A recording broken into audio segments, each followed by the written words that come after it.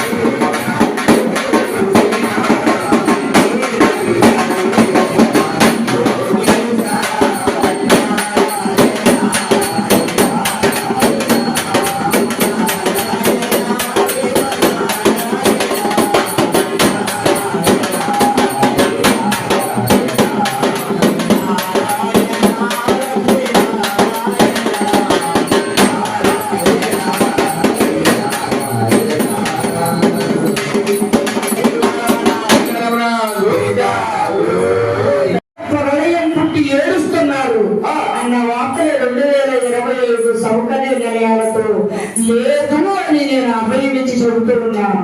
ఇదే నా సాక్ష్యం, అదే నా సాక్ష్యం.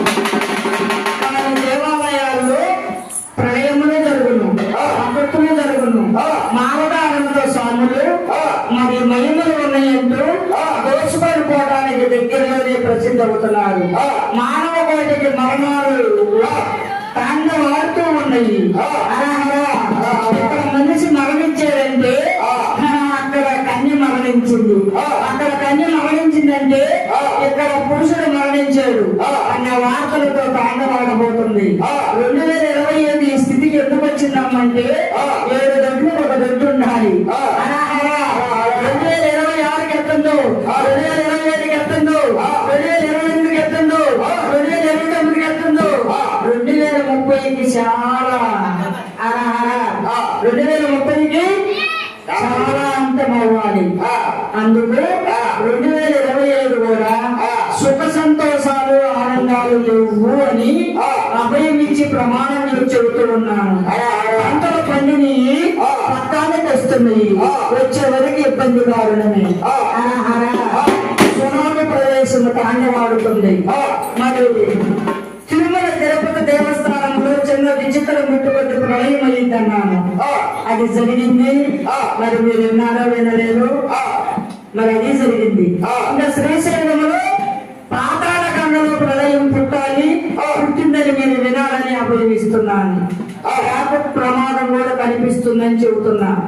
కానీ నా దేవాలయము ఇంకా 5 వారాలు ఆగుతుందయ్యా. 5 వారాలంటే ఒక్కసారి 5 వారాలు కాదు, సంవత్సరంలో ఈ యొక్క 2025 ఎన్ని వారాలు ఆగుతుంది? ఎన్ని వారాలు ఆగుతుంది? 5 వారాలు ఆగుతుంది. 2 వారాలు ఆగిపోయింది. ఈ 2 వారాలు ఎందుకు చెప్పలేదమ్మా నన్ను వర్తాన్ని ఎవరు అడుగుతారేమో. ఎప్పుడైతే నా కిరీటం తూర్పు దిశలో పడిపోయిందో అప్పుడే అశుభం వస్తుందని నాకు తెలుసు, మీకు తెలియదు. అమ్మ కిరీటం ఎందుకు పడింది అని మీరు ఏమన్నా ఆలోచించారయ్యా? మాకే తెలుసు. మరి నా కిరీటం తూర్పు దిశలో నా తల నిలయానించి బయట మీద ఎప్పుడైతే పడిపోయిందో మరి ఆలయ నిలయానికి అశుభం వస్తుంది అని ప్రసిద్ధి కలిగించాను. జరిగింది గతం గతం గతం నెక్స్ట్. ఇక జరగబోతుంది ఏంటి, జరిగేది ఏంటని తెలుసుకొని ధైర్యంతో పాల్గొంటూ ధర్మమును సమదొగించి దాన ధర్మములు చేసుకుంటూ మరి పాప పుణ్యములు గ్రహించి న్యాయస్థానాన్ని ఎవరైతే పరిపాలించుకోగలుగుతారో వాళ్ళ పాలనలో నేనున్నానని ప్రమాణం మరి కఠినాత్మమైన మనసుని ప్రసిద్ధి కలిగించి నిన్ను నేను చంపాలా, నన్ను చంపాలా, ఈ పోదావాలా, వాడు హారిపోవాలా అనే భావాలు మీలో లేకుండా నీ స్వగాన నీ సూడకులు నేను 9 ఉంటానని ప్రమాణం చేస్తున్నా. కానీ 2025 ఎక్కువ శివుడి మీద వచ్చింది కనుక ప్రతి ఒక్కరు ఏదో ఒక వారం శివాలయానికి వెళ్ళిరండి. అందుకని ఇక్కడ రాకుండా మానుకుంటారా ఏంటి? ప్రతి ఒక్కళ్ళు శివాలయానికి వెళ్ళి కర్పూరం వెలిగించి ఒక కొబ్బరికాయను కొట్టి శివ కటాక్షం అంతా నీదేనని దర్శించుకోవడంటే కొంత దోషం పోతుంది. ఇందుకు నేనున్నానని అభయమిస్తున్నాను. ప్రతి ఒక్క 4వ ఆదివారము మరి 44 సంవత్సరాలు ప్లేట్లోనే నడిపించాను. అర్థమవుతుందయ్యా? నేను చెప్పింది అర్థమవుతుందా? ప్లేట్ అంటే ఏందో కానీ నడిచింది నేను 44 సంవత్సరాలు ప్లేట్లో నేను నడిచాను, నడిపించగలిగాను. అరహరా. కానీ ఈ 2025 ఆలయ ప్రాంగణ నిలయం అయ్యి 45 కానీ ఇక నా ప్లేట్ కార్యక్రమాన్ని ఆపముంటున్నాను. ప్రతి అమావాస్య రోజున నిమ్మదొండ మర్చిపోవద్దు. 4 కొబ్బరికాయలు 4 దిక్కుల్లో కొట్టాలి. వాయువు, నైరుతి, ఈశాన్యం, ఆగ్నేయం. ఇది ప్రతి ఒక్కళ్ళు గుర్తుపెట్టుకోవాలి. అమావాస్య ఆదివారం ఎప్పుడైతే వస్తుందో ఈ అమావాస్య ఆదివారం నాడు 4 దిక్కులు కొబ్బరికాయలు కొట్టాలని చెబుతున్నాను. చెప్పి నీ గుర్తు పెట్టుకొని ప్రసిద్ధి కలిగించుకోవాలి. ప్రతి ఒక్కరు పాదములు కడిగి ఆలయానికి రావాలి. అరహరా. ఇదివరకు బాంగాయ చేరితే 3 రోజులే నిలయం కలిగించాను. 5వ రోజు వరకు ఆలయ ప్రాంగణానికి రావద్దు. అరహరా. ఒకవేళ ఆలయ ప్రాంగణానికి 5వ రోజు జరిగిపోవాలి. అరహరా. మరి 3 రోజులు బాంగాయలో నిలయం కలిగించిన వాళ్ళు గర్భగుడిలోకి వెళ్ళకూడదు. మీరు ఎంత నిష్ఠ నియమాలతో ప్రవేశిస్తారో నేనంత వైభవంగా ఎదుగుతాను. ఎంత నిష్ఠను మీరు దిగజారిపోతారో అంత ప్రకృతికి నేను ఎదురు చేస్తాను. అరాహరా. నేను కొలిసిన వారికి కొమ్మును బంగారం అవుతాను, కలిసిన వారికి తల్లిని అవుతాను, ఎదురుకున్న వారికి ఎదురవుతాను, అనుకున్న వారికి అక్కనవుతాను, కనులు మూసి ధ్యానించిన వారికి విలవేలుపునై కులదేవతనై కుటుంబంలో సర్వేశ్వరై ఉంటాను. మరి భక్తి లేదని బలహీనమైన వాళ్ళు సుఖపడేది లేదు అని ప్రమాణం ఇంకా ఏదైనా ఉంటే నన్ను చెడవచ్చు. కమిటీ సభ్యులు ఏమడుగుతారు? ఇప్పుడు 40 సంవత్సరాలు చెప్పినది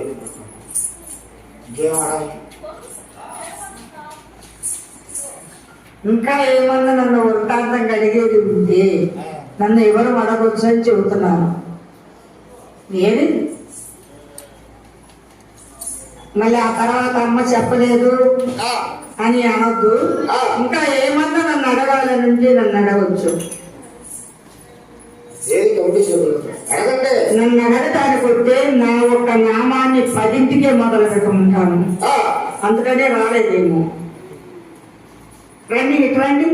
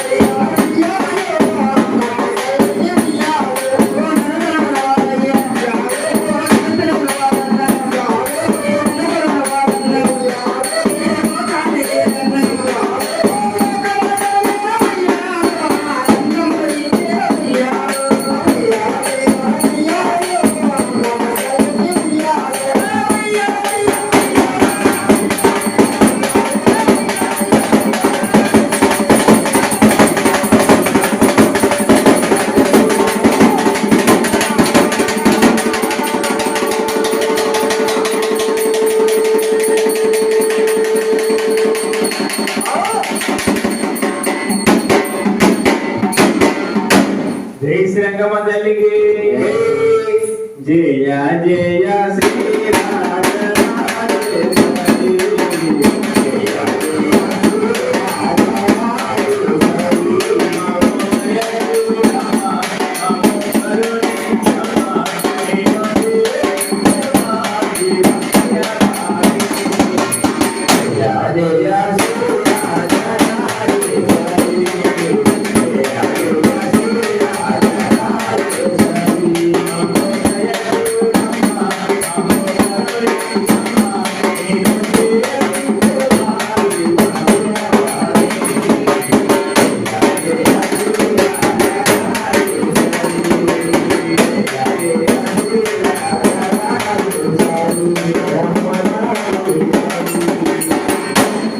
శ్రీరంగమ్మ తల్లికి ఓం నారాయణ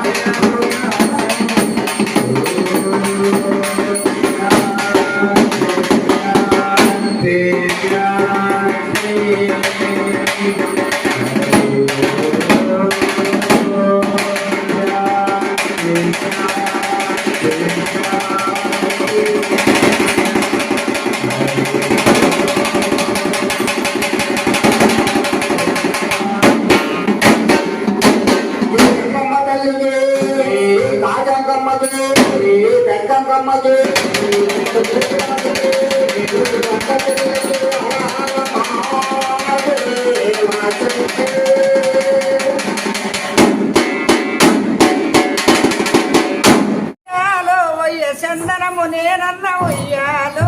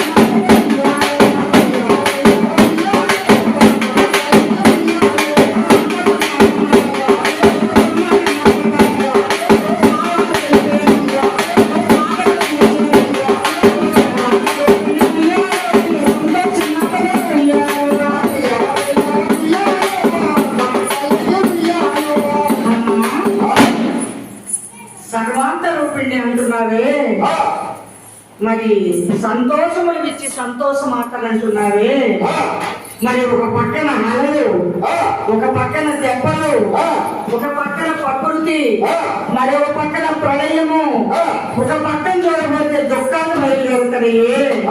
ఇది ఆపే శక్తి నీలో లేదమ్మా నన్ను కొందరు ప్రశ్నిస్తారు, కొందరు నా మీద భారం వేసి స్టడీ అవుతారు, కొందరు ఏమీ లేదో దండులు వేస్తారు. కానీ విధి నిలయం ఎప్పుడైతే అవుతుందో విధికి మించిన ప్రకృతే లేదని ప్రమాణం చేస్తున్నాను. కానీ సర్వము నేనున్నానని అభయమిస్తాను, సర్వాన్ని కాపాడుతానని ప్రమాణము చేస్తాను. ఒక్కదానికే నేను కర్తన కాదు. ఆ ఒక్కట ఏమిటమ్మా అంటే సావుకి నేను కర్తనే కాదు. కర్తలు అయ్యే వాళ్ళు ఇంకెవరన్నా ఉన్నారా? ఎవ్వరూ లేదు. కానీ నడవలేని రూపాలతో ప్రసిద్ధి అయితే నడిపించగలుగుతాను, మాట్లాడలేని స్థితి మహనీయమైతే మాట్లాడించగలుగుతాను, చూడలేని స్థితి కోల్పోతే సూచించగలుగుతాను, సర్వాండ పిండాండ గంధములని కడితేర్చగలుగుతాను. టైం పూర్తి అయిన తర్వాత ఆవిష్క నేను కర్తనే కాదు. కానీ ఎందుకు కావాలన్నా నన్ను వివరమడిగితే మరి శివకటాక్షముతో పాలన చేస్తున్న శివుడే కాదా? మరి శివుడు ఎవరయ్యా? శ్మశాన వాటిక. శివుడు ఎవరు? కాపరు. శ్మశాన వాటిక. అందుకు వాడే శ్మశానానికి ప్రసిద్ధి అయితే ఆపడానికి నేనెవరిని అని మరి ఆవిష్కి నేను కర్తన కాదు. 2005 Yeah.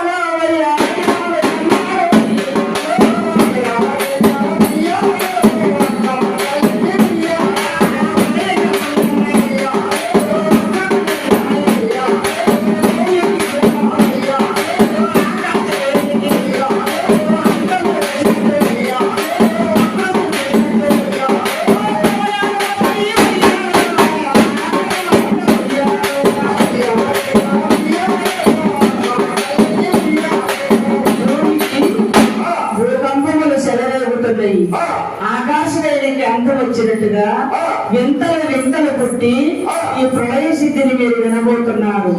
ఆ తర్వాత